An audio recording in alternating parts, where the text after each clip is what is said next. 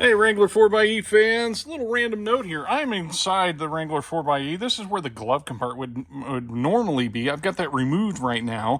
And if you don't know, this is where your cabin air filter lives.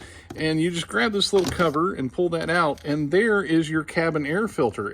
If you go to an oil change place, they're going to want to charge you plenty for that cabin air filter. And this is just... it's very accessible to anybody who wants to get in here and do this. So, just do this yourself and save yourself a few bucks.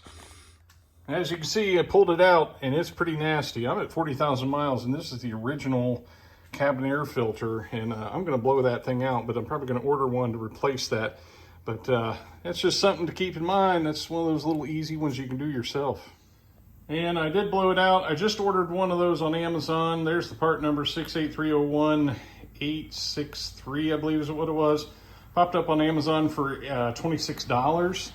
I guarantee you an oil change place is going to charge you $55 for that filter. So that's just a little tip from your friend Chris. There you go. Thanks for watching. Take care.